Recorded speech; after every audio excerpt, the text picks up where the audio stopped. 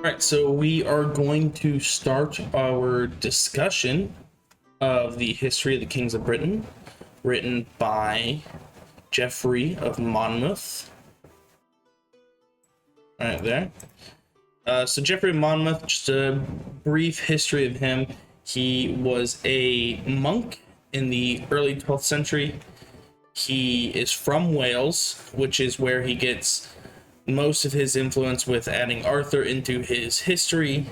The question is, does Geoffrey of Monmouth think that this is the actual history of these kings, or does he believe that these are just folk tales that he's grown up with? There is a good deal of question about that, but this is what he's given us in the histories. So we have Uther Pendragon dying, so Arthur becomes king. Arthur's only 15 years old, but he is known for his generosity and his courage and his sweetness of temper and innate goodness. So because of that, he has many knights try to join him, even though he can't quite afford to have all of them be his knights, and he tells them that, but they all think that nobody as good and wonderful a king as Arthur will stay poor for long. They know that his star is rising, and so they are going to attach themselves to him anyway. So we have the Saxons here wanting to destroy all of Britain, and the Saxons have already taken control of everything north of the Humber River, which includes a large portion of northern England, as well as the entirety of Scotland is apparently under Saxon control. So Arthur takes him and his knights and they march on York. When they march on York, Colgrin the Saxon, gets together an army of Saxon, Scots, and Picts, and they fight Arthur at the River Douglas just before Arthur reaches York. Arthur, of course, beats these armies on the Douglas River, and Colgrin with a few of his men retreat to York, and there they are besieged. Colgrin the Saxon has a brother, Baldulf, where Baldulf is on the seacoast right now waiting for a duke from Germany, Duke Cheldric, to come bring some Germans and actual Saxons, not Anglo-Saxons. Cheldric is bringing men to go help out Colgrin and Baldulf.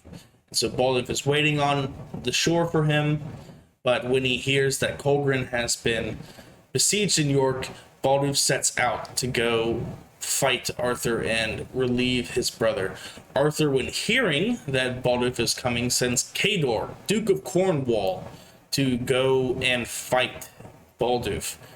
Cornwall will be very important later in the stories that we read. As we'll find out, Arthur is from Cornwall. His father, at least in a couple of the tales, is a duke, the Duke of Tintagel in Cornwall. So Cornwall will be very important. Cador also plays a very important role in this story in particular. So Cador falls on Baldulf's men in the night and attacks him, and Baldulf is defeated. And with this, he's excessively grieved and disappointed that he cannot relieve his brother from this siege. So what he decides to do is, since he doesn't have any men, he can at least meet with his brother in person, and they can, as a team, try to figure out what to do. Just the two of them with all the men that are inside of York. So to do this, Baldulf dresses up as a minstrel, or as it says, a jester with a harp, and he plays his harp and makes his way through the camp of Arthur's men up to the wall, and he is then brought into York by the Saxons there. So the two brothers are sitting inside York, and they are essentially, at this point, forlorn. They don't think that there's anything they can do to win in this, and they are about to give up when the ambassador from Germany comes up and says, hey, Cheldric is here with all of his guys, and he's going to come help lift the siege. Arthur also hears of this, and his council tells him that, hey, we should just get out of here. So Arthur and his men leave, and they return to London. While they're in London, we're now in chapter 2, Arthur sends word to his nephew Hoyle, who is his nephew from his sister. His sister is married to Dubricius, as we saw earlier in chapter 1. Dubricius is the Archbishop of Legions, which Legions is a city in France, which will become more important later in the story. Hoyle is the king of the Armorican Britons, which are the Britons who left Britannia and went to France and are now living there. So Hoyle brings 15,000 men to England, or to Britain, to help Arthur. So now they have men. They go to relieve the city of Herlieu. I don't know how to pronounce that. That being said, this is just the city of Lincoln, as we see here in the province of Lindesia, which is Lincolnshire, and under the name of Lindocolninum, or Lincoln. So they go there and they fight the Saxons, many of whom drowned in the rivers. And they flee at the hands of the Britons. And while they're fleeing, Arthur chases them to the Chaldean Wood, and they kind of make a stand there. And they aren't able to be hit by the British or the Britons' archers because they are surrounded by these really thick trees. So Arthur says, you know what, here's what we're going to do. We are going to cut down all these trees. And the madman then goes and builds an entire wall around the Saxons with the trees that were formerly surrounding the Saxons. So with this wall constructed, Arthur decides that he can lay siege to the Saxons, and he sits there in siege for 3 days. Then the Saxons, having no provisions to sustain themselves, they start to starve, and so they ask Arthur if they can leave. They will go back to Britain, but they will give him all of their stuff. All they want are their ships, and that's it. They will give him their weapons and armor, and they will even give them hostages. So on their way back to Germany, Arthur lets them do that, and they leave for Germany. And on their way, they decide that was dumb, so what we're going to do is we're going to go back to Britain and we're going to start killing people again. So they return and take over the city of Bath, over on the west side of Britain. And while they do that, Arthur says, well, these guys have completely gone back on their word, so what I'm going to do is I'm going to kill all of these hostages that I took from them, and what we're going to do is I'm going to keep faith with God, and we will revenge the blood of my countrymen. And so at that, they decide to march on the Saxons again. So we have Dubricius again, now Saint Dubricius, as he is called at this point, and he is going to give a speech to Arthur's men before going into battle.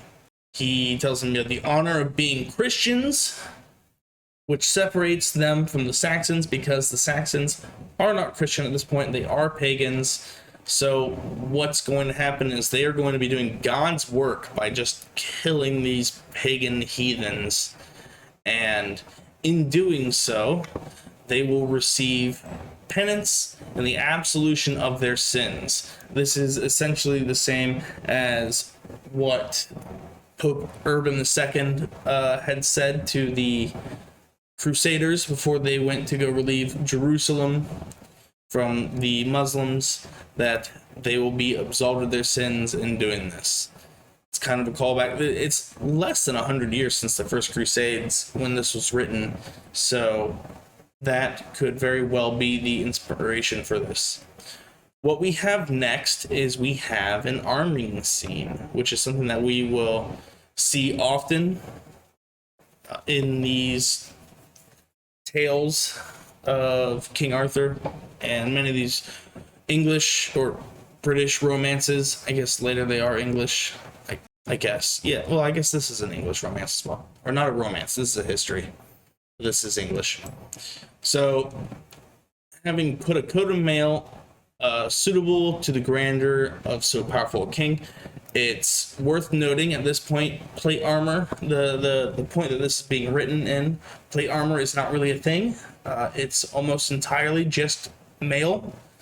So clearly he's not wearing a suit of mail, or not wearing a suit of plate armor, but he is wearing a suit of mail. And on his head, a golden helmet with the figure of a dragon. Dragons are important. Remember, Arthur is son of Uther Pendragon. And it's also important to keep in mind, again, since Arthur is Welsh, dragon is part of the Welsh flag. Another interesting thing, on his shoulders was his shield Prynwen, upon which a picture of the Blessed Mary, Mother of God, was painted in order to put him frequently in mind of her. We will see this again in another story, particularly, or specifically, Sir Gawain in the Green Knight. Sir Gawain also carries a shield with a picture of Mother Mary on the inside, as well as having a pentagram, not an actual pentagram, but it's called a pentangle in the story. On the outside, and those stand for a lot of different things, but we will get there when we read that. He then girded on his sword Caliburn. Note, this is not Excalibur, but I believe this would just be a translation difference. It's close enough to the word Excalibur that it could easily be translation. Along with that, they share a similarity of both being made on the Isle of Avalon.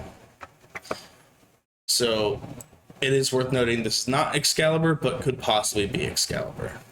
And lastly, his lance named Ron.